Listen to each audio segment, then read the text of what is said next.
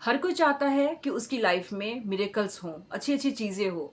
लेकिन अभी तक आपने कोई प्रयास नहीं किया, किसी भी तरह का एफर्ट ही नहीं लिया, तो आपकी लाइफ में अचानक से मिरेकल्स कहाँ से होंगे?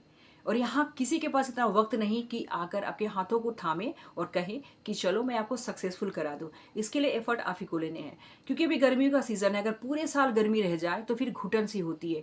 सेम हमारे लाइफ के साथ होती है। अगर आप 8 to 8 जॉब कर रहे हो या फिर किसी भी बिजनेस को अपने बिल्ड किया है और उसमें आप एफर्ट नहीं दे रहे हो, एक्स्ट्रा एफर्ट नहीं दे रहे हो, तो क्या कभी आपने सोचा है कि उसका रिजल्ट क्या होगा?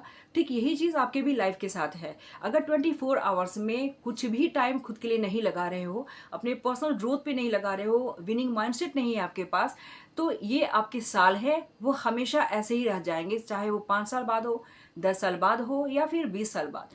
सेम जब आपकी एक एज हो जाएगी ना, फिर अपने बच्चों को बस यही एक्सपीरियंस आप शेयर करोगे कि मैंने ऐसे ऐसे करी और लाइफ में मुझे किसी भी तरह की गाइडलाइन नहीं मिली और मैंने कभी ग्रोथ नहीं देखा, सक्सेस नहीं देखा। तो लिगेसी के रूप में आप अपने बच्चों को क्या देने वाले हैं, ये आपको आज ही डिसाइड करनी है। या फिर सिर्फ 60 मिनट खुद पे लगाकर अपने लाइफ को चेंज कर सकते हैं, क्योंकि यही वो लेगेसी है जो आप आने वाले अपने जेनरेशन को दे सकते हो। तो खुद को चेंज करें और अपने जेनरेशन को भी चेंज करें। ये 60 मिनट का ये फार्मूला, ये फंडा है क्या? सिर्फ 5 मिनट सुबह उठकर मौन रहना है, यानी कि चुपचाप बैठे रहना है और शांति से ना तो कुछ सोचना ना बात करना, बस खुद के लिए रहना, ताकि आपको ये सेटिस्फेक्शन हो कि एटलीस्ट 5 मिनट्स मैं खुद को दे पाता हूँ। अदरवाइज इस बिजी रूटीन में, इस फास्ट पेस्ड टाइम में किसी के पास इतना टाइम नहीं है कि 5 मिनट भी खुद को दे पाए। इसीलिए इसको रूटीन में शामिल करें। नेक्स्ट स्टेप पे आते हैं, 5 मिनट्स डेली मेडिटेशन। जब आप मेडिटेशन करना स्टार्ट करोगे ना, आपको ये लगेगा कि यार कैसे शुरू करना है, लेकिन ये भी एक मौन की तरह है। अपनी सांसों पे बस फोकस्ड हो जाना है। जैसे जैसे आप सांसें लेते हो, धीरे धीरे करके छोड़ते हो, उन्हीं सांसों पे आपको फोकस्ड होना है सिर्फ 5 मिनट के लिए। 5 मिनट के बाद जब आपकी मेडिटेशन पूरी हो जाती है, गो फॉर वॉक। 20 मिनट का एक वॉक कर ले। वॉक करने के बाद खुद ब खुद आपको पता चल जाएगा कि डेली रूटीन में क्या चेंजिंग आ रही है। फिर 10 मिनट जर्नल राइटिंग, यानी कि कुछ भी जो भी आपको अचीव करने हैं, हर चीज को आप एक डायरी पे जरूर लिखकर, ताकि अपनी सोच को, अपने थॉट्स को डायरेक्ट आप यूनिवर्स के साथ अलाइन कर ले।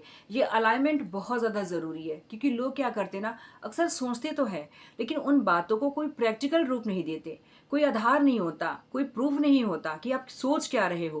क्योंकि इंसान की लाइफ में हर कुछ चेंज हो जाता है, उनकी सोच भी चेंज होती है।